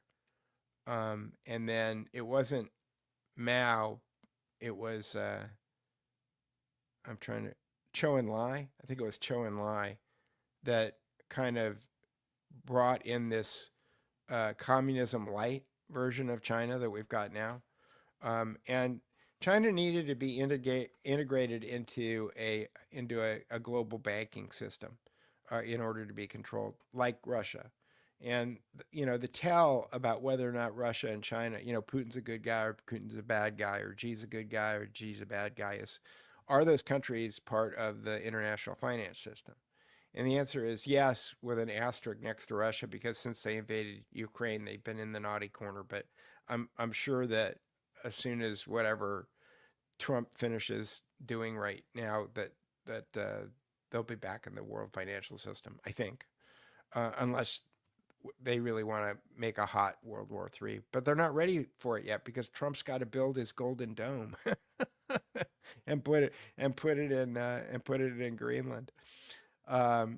So I again, my default is to kind of look at monetary systems and go, okay, because that winds up being the crux. That winds up being the lever that they really use to make things happen. And again, if you've got a better idea, I'm open to it. Woodrock says, please advise on one point that you are feuding with Promethean Action. I'm not feuding with them, okay? My issue is I like to agree with 80 to 90% of what people say, but yet I find fighting on what kind of, like, the fig. Infighting, and it goes on to the next comment. It's too long. Infighting, kind of between McCullough and Robert Malone. Okay, yeah, I understand what you're saying, Woodrock. So let me be clear. I don't buy what Promethean PAC is selling. And I don't, again, back onto the discussion about the evil and ignorant spectrum. None of those people on Promethean PAC, I think, are stupid. Okay, but I think that here's my bias. My bias is that I think Butler is fake. Okay, and that Trump's not a good guy. And I was a guy who was the photographer for Stop the Steal. So 5 years ago on this day, I did everything that I could to make sure that Donald Trump would be the president. That said, I don't see what he's doing and connect the same dots that the Promethean PAC people are so sure about telling people are happening at the same time that they're fundraising. And they have a lot more. I think they got 180,000 people on their Twitter follows. Like I got 4,000. I can tell you that if you want to support this channel, become a paid subscriber to the dukereport.substack.com, or go click on the shop button and buy a t-shirt, or buy my book at Amazon, Stealth Power and the Illusion of Democracy. Or you can go to buymeacoffee.com/the Duke Report and you can support me. And many people on this channel do support me, and I sincerely appreciate it. That said, I'm not trying. I'm not cheerleading for Donald Trump right now, and they are. And I will give you this caveat. And the caveat is that I want to be wrong. Like, I want to be wrong that that Donald Trump isn't trying to create the Technate. I want to be wrong that Donald Trump isn't trying to create a surveillance state. I want to be wrong that about all of the things that I want to be wrong about Butler. I want to be wrong that about the fact that somebody really had tried to assassinate him. I want to be wrong about all of that stuff. I just don't think that I am. And Benjamin Franklin said that if you're an optimist, whenever you're surprised, it's always a bad thing. And when you're a pessimist and you're surprised, it's usually a good thing. And so I prefer to be a pessimist and try to live in truth and keep things real. And I don't think they do. I think that they sell a lot of hopium, and it makes me sad. That said, somebody said earlier, I guess it was the same comment earlier, that 90%. So the way that counterintelligence works, the way that controlled opposition works, is that people are put out there in the world who will say 90% of the things that you'll agree with, or find out that 90% of the things that they say are true. Maybe 99% of the things that they say are true. Okay. That's the way that they build audiences. That's the way they build a rapport in the hypnosis business, right? And then when it's required for a specific narrative to be sold, then they'll go in another direction, okay? And that leads us to Xanadu's question, like what happened to Alex Jones. It's easy, okay? Brendan O'Connell will tell you it's that group with the little hats. Okay. That's not what I think. I think that it's mice, money, ideology, compromise, ego, or family. Okay. And it's one of those. I don't know which one it is. I don't really care which one it is. What I care is that people who are looking at Alex Jones know, oh, he seems compromised. It doesn't really matter. What matters is people recognize that he's compromised, because then they won't pay any attention to what he's saying, which is, and I thought of another example, like David Icke. I agree with 99% of the things that David Icke talks about, but at the end of the day, David Icke thinks that the people who are in control of things are interdimensional lizard people, and I don't believe in interdimensional lizard people. I mean, maybe if you take enough ayahuasca or DMT, you can see the interdimensional lizard people, but I don't do that stuff, so I don't see them.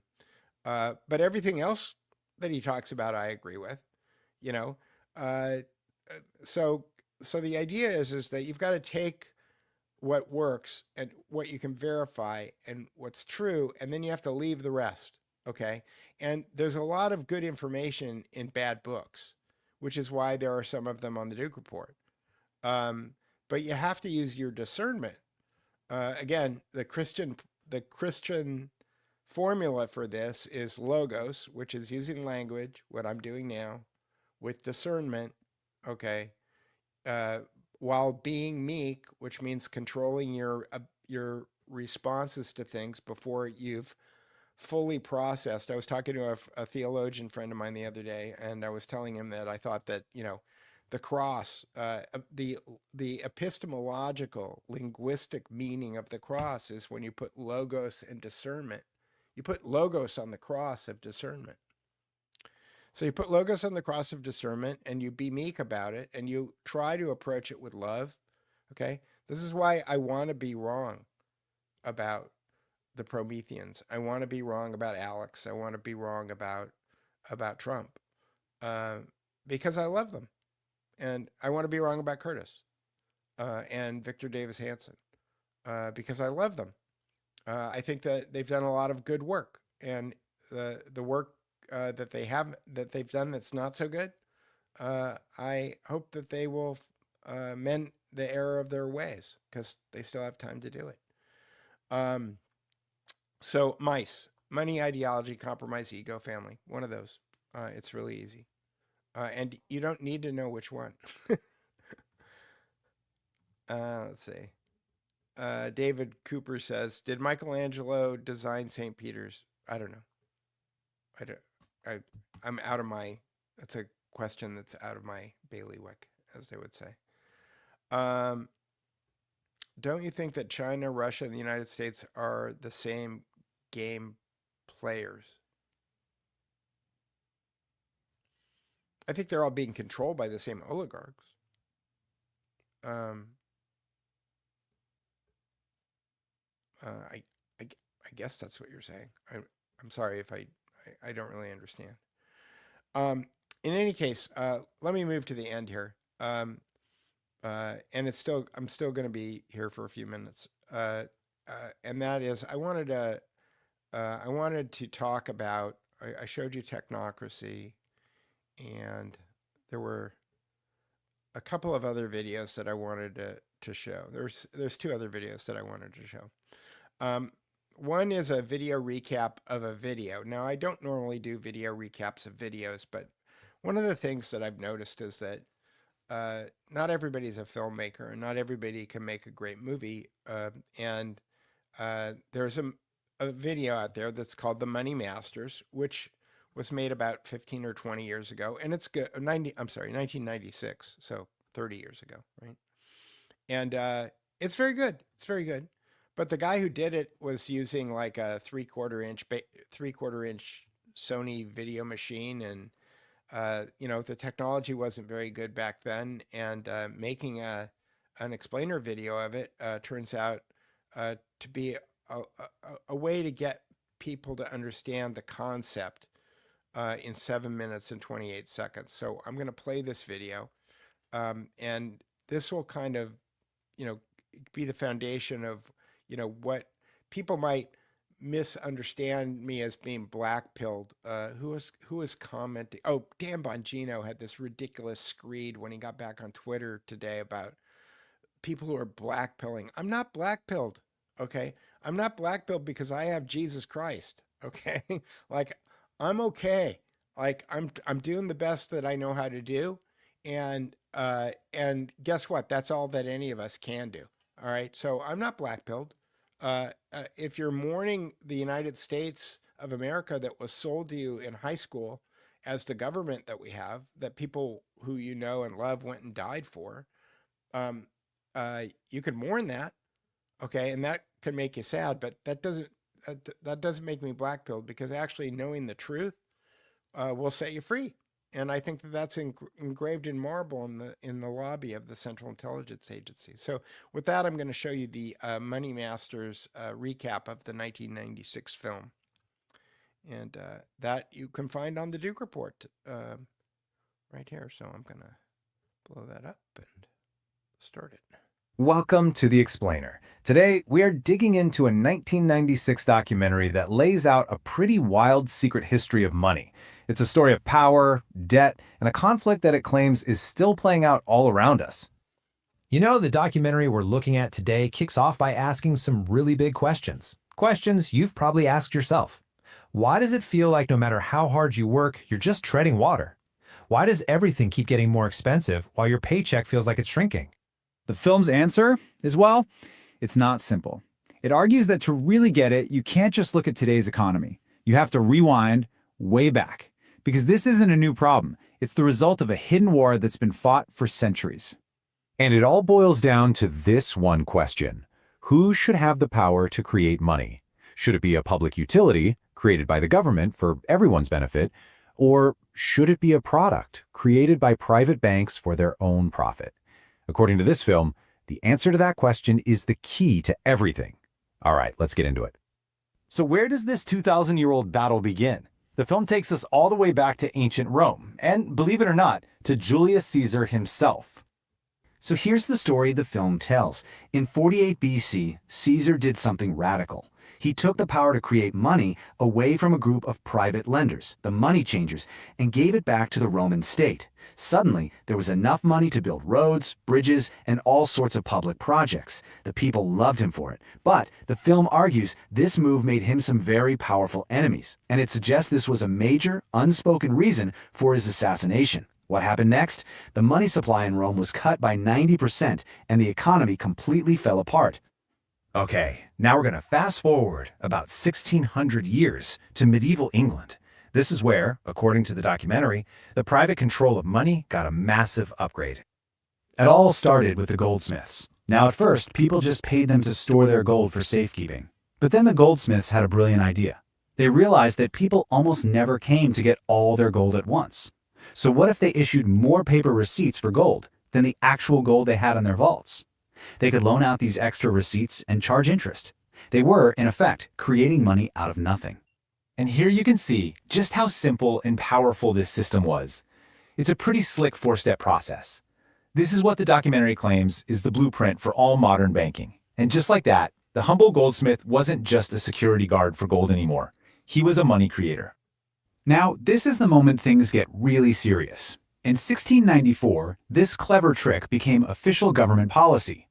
The British government was broke after years of war, so it made a deal. It chartered a private company, the Bank of England, and gave it the legal right to create the nation's money and then loan that money back to the government with interest. With this new central banking model in place, the film says the stage was set for one family to take the game to a whole new level and dominate not just England, but the world. Enter Mayer Amschel Rothschild. His strategy was genius. He trained his 5 sons in the art of finance and then sent each one to a different major European capital. It was like a financial spiderweb across the continent. They could move money and, more importantly, information faster than any government. And they specialized in the safest loans you could possibly make. Loans to entire countries. To show just how the system worked, the film zeroes in on one of the most famous battles in history, Waterloo, where Napoleon's fate would be decided once and for all. You see, the Rothschilds didn't wait for the official news. They had their own private courier network, the best in Europe. So as the battle ended, their agent was already racing back to London. The result? Nathan Rothschild knew that Napoleon had lost a full 24 hours before the British government did. In the financial world, that's an eternity. So what does he do with this incredible secret? He goes to the stock exchange, puts on his best poker face, a sad one, and starts publicly selling his British bonds. Everyone watching thought the same thing. Oh no, Rothschild knows we lost. Wellington has been defeated. It created an absolute panic. Everyone started dumping their British bonds, terrified they would soon be worthless. The market completely tanked. The value of the entire British government's debt just plummeted. And here's the brilliant part. While everyone else was selling in a panic, Rothschild's agents were secretly sweeping in and buying up everything for pennies on the dollar. When the real news of victory finally arrived, the bond market shot through the roof. The documentary claims that in a single day the family massively increased its fortune and gained huge financial leverage over the British economy. All right, let's hop across the pond to America, because the film argues that this same fight over who controls the money was right at the heart of the nation's founding. So before the Revolution, the colonies were actually doing great. Why? According to the film, it's because they were printing their own money, called colonial scrip. It was issued by the government, debt-free, just to make business happen. But this prosperous, independent system was a direct threat to the Bank of England's model, where money is created as a debt that you have to pay interest on. We all learn in school that the American Revolution was about a tax on tea, right? Well, this documentary presents a quote from Benjamin Franklin that tells a different story. He basically said the colonists could have handled the tea tax. The real problem, the thing that caused all the anger and unemployment, was when Britain outlawed their colonial scrip and forced them into the bankers' debt system. And get this, even after America won its independence, the fight was far from over. In fact, the film says that early American politics was defined by this struggle. You had Alexander Hamilton pushing for a private central bank, just like the Bank of England, and on the other side you had guys like Thomas Jefferson and James Madison saying, "No way, this is a threat to our liberty." The whole thing came to a head with President Andrew Jackson. He absolutely despised the Second Bank of the United States. He saw it as a corrupt monster controlled by foreign interests that was draining the life out of the country. He vetoed the bank's charter renewal and then ran for president on one simple, powerful slogan, Jackson and no bank, and he won in a landslide. After Jackson, the power over money swung back and forth for decades. But the documentary argues that this long war came to a dramatic and decisive end in 1913. This was the final move. And that was the creation of the Federal Reserve. Now, the film portrays the Fed not as a government institution, but as the final victory for private banking. It was, in its view, a privately owned cartel given a legal monopoly to create America's money. The very system that presidents from Jefferson to Jackson had fought tooth and nail to stop had finally been put in place. And that leaves us with the film's final question, which really gets you thinking. If the government has to borrow its own money from a private institution and pay interest on it, who's really in charge? It's a question that challenges us to think about where real power comes from, echoing that old saying, the borrower is servant to the lender. All right, so that is, I hope the audio was better on that one. And then I have one other, let me see. I've got Lindbergh.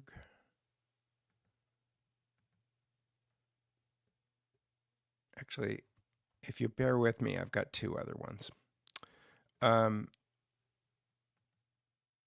Let's go to Lindbergh. So there's a hero in this story that we never learn about in school, and this is Charles Lindbergh. This is the father of the guy who was the first person to fly across the Atlantic. As we all know, Charles Lindbergh Jr., after he became very successful, somebody tried to blackmail him by kidnapping his baby, and I think that the baby died. I don't know the details, but this guy is a national hero. And if again, if I put my Doge hat on, there would be a Charles A. Lindbergh monument in Washington. So I'm going to play this video. All right, we're about to dive into a book from 1913 that honestly reads more like a political thriller than an economic text. It was written by a real maverick congressman, Charles A. Lindbergh Sr., and he took direct aim at the biggest financial powers in America. This wasn't just some stuffy report. For him, it was an absolute declaration of war. And Lindbergh does not beat around the bush. He opens with this bombshell of a statement. Now, you're probably wondering, what fact is he talking about? Well, he was pointing to the way prices for everyday stuff could just swing wildly, even when supply and demand seemed totally stable. For Lindbergh, that wasn't just the market being the market. No, that was proof of a rigged game, a system controlled by what he famously called the money trust. So who was this guy who had the nerve to take on all of Wall Street? Well, Charles August Lindbergh Sr., and yes, he was the father of the famous pilot, was a serious force to be reckoned with. He was a Swedish immigrant, a distinguished law school graduate from the University of Michigan, and he became a congressman who just refused to play by the usual party rules. His whole journey is pretty incredible when you look at it. He gets his law degree way back in 1883, then gets elected to Congress in 1909, where he quickly becomes a leading voice for the progressive Republicans. And by 1913, his big fight against concentrated financial power leads to him publishing this very book. This wasn't some side hustle for him. This was the central battle of his entire political life. Now, to really get what Lindbergh is arguing, we have to understand the villain of his story. And he wasn't talking about a specific company or some shadowy figure in a back room. Nope, he was describing something way more slippery: the money trust. So here's the key. This is how Lindbergh defined his enemy. He makes it really clear that there was no formal organization you could point to. It wasn't a corporation with a CEO and a board of directors that you could take to court. And that right there was the whole point. This was his big insight. He argued that the trust's real power, its real strength, came from the fact that it was basically invisible. Because it had no formal structure, it was pretty much immune to any legal challenge. It all worked through, as he put it, indirection. Kind of like a shared understanding and a system of incentives that got all the powerful financial players on the same page without anyone ever needing to sign a contract. Okay, so if it wasn't some secret society, how in the world did this trust actually control the nation's economy? Well, Lindbergh claimed it was all built right into the architecture of the banking system itself. He called it the bank reserve funnel. Let me break down how he saw it working. Your little local bank had to keep a certain amount of cash in reserve. But the law actually incentivized them with 2% interest payments to send a huge chunk of that reserve money to a bigger bank in a city. Then that city bank would turn around and send its reserves to one of the central hubs, which were mostly in New York. And what's the result? A giant, non-stop river of cash flowing from small towns all across America right into the hands of a few Wall Street financiers. And Lindbergh didn't just describe the system, he put a jaw-dropping price tag on it. He calculated that back in 1912, the banking system was costing the American people over $1.3 billion a year. Now, to put that into perspective, he claimed that was more money than it cost to run the entire United States government at the time. Just think about that. And this is the data he pointed to as his smoking gun. Just look at the growth of deposits in what he called the Big Six New York banks. It goes from less than $100 million in 1898 to almost $500 million by 1911. For Lindbergh, this was undeniable proof of that massive funnel of capital at work. So, armed with all this data and this powerful argument, Congressman Lindbergh didn't just sit back and write a book. No way. He took this fight directly to the floor of Congress. He was absolutely determined to expose this system and, maybe even more importantly, to stop it from getting even stronger. His number one target was a piece of legislation called the Aldrich Plan. Lindbergh saw this bill as the money trust's big move to basically cement its control over the country's finances for the next half-century.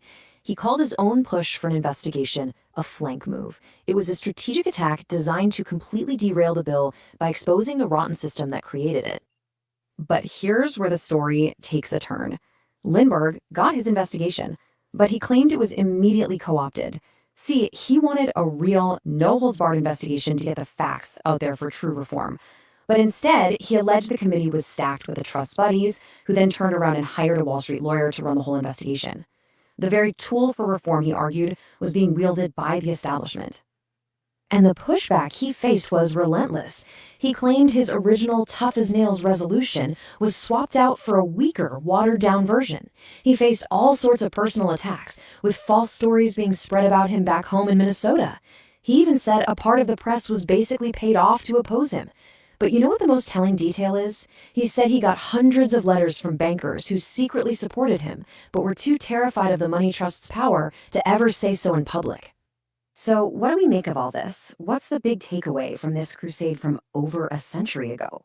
Well, Lindbergh's fight leaves behind this really powerful and provocative legacy, one that raises some fundamental questions about power and money that, let's be honest, we are still talking about today. This, right here, was Lindbergh's most crucial point. He wasn't on a witch hunt for individual bad bankers. He was fighting the system itself, a set of rules that he believed would always, inevitably, concentrate wealth and power no matter who was running it. He put the ultimate blame not on the bankers, but on the American people for just letting a system like that exist in the first place. And just to give you a sense of how truly threatening his ideas were considered at the time, after this book, he wrote another one called Why Is Your Country at War? In it, he argued that high finance was the real reason America got into World War I. According to some reports, the actual printing plates for that book were seized and destroyed by government agents. Clearly, his crusade had hit a major nerve. So that really leaves us with one final big question. More than 100 years ago, a lone congressman stood up and argued that the design of a financial system is more powerful than the intentions of the people inside it. When we look at our own complex financial world today, you just have to ask yourself, does that argument still hold true? Alrighty. There was one other video that I'm going to play, but I'm gonna call it because it's been 2 hours. I wanted to thank all of you guys. I noticed Xanadu Zimba mentioned EustaceMullins.com. Eustace Mullins did great work on the Federal Reserve. His book is seminal, and it's on the Duke Report. You can find it on the Duke Report. There's another video that I was going to play that I'm not going to play called And Forgive Them Their Debts, that talks about the nature of money. But one thing that people need to understand, and again, it kind of loops back to this technocracy idea that we started with, and that is this, that money, there's an argument from people who are into metal, they're into gold and silver, that, that it's got tangible value.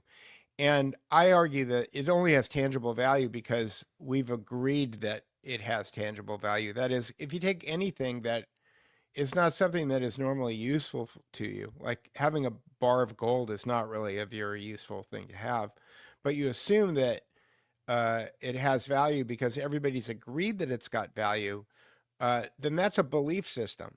Okay. And the value of it is based on your faith in that belief system. So I don't believe that metal is intrinsically a better investment or a better store of wealth than anything else, because as many people who know, when FDR took over the government, he put America, I can't remember exactly what the blocking and tackling was, but he made it illegal for people to own gold bullion in the United States of America. And to this day, okay, there were gold coins that were minted. And to this day, if you're found in possession of those coins that were outlawed under FDR, they can seize those coins from you.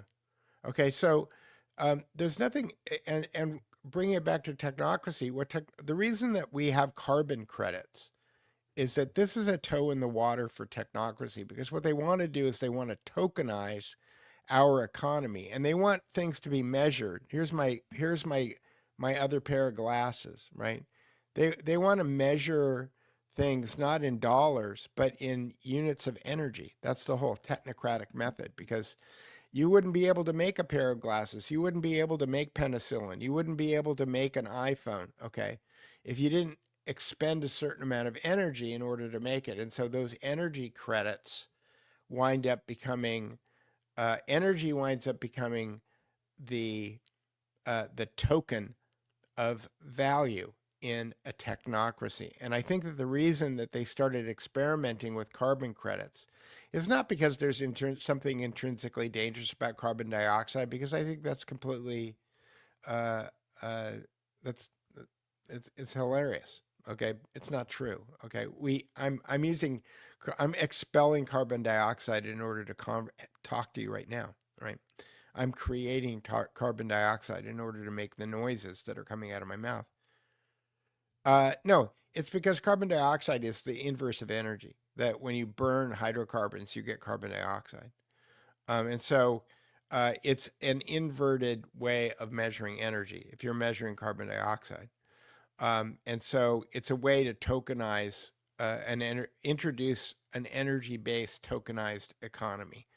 And so, for all of the people who are telling you that, if you want your safe haven, it's Bitcoin, or if you want your safe haven, it's crypto, or if you want your safe haven, it's gold or it's silver, my answer is maybe. What it really depends on is the full faith and credit of the people who you have an agreement with. About what the meaning of money really is. And that's something for all of us to try to figure out, because Michael Jones makes a very good argument in his book, Barren Metal, that if you want to have a moral country, then you have to have a moral economy, because the economy ultimately winds up becoming the thing that controls people's behavior. And maybe I'll try to figure out what a moral economy means and do a show on that. But I'm just going to leave it there. And thanks for hanging in this long, for all you people who have done that. If you want to support this channel, like I said, go to thedukereport.substack.com and become a paid member. On about the last 20 or 30 stories that I've published, I've put a button there that says give a gift subscription, because you can also give people subscriptions to the Duke Report. So maybe if there's a gift that you can't figure out what you want to give somebody, you can give them a gift subscription to the Duke Report. Or you can go to buymeacoffee.com/the Duke Report.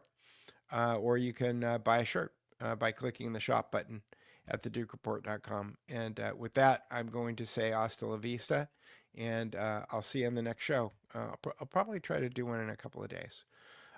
Thanks, everybody. And get in touch with me if you want to do explainer videos in different languages, and I will walk you through it. All right. Bye now.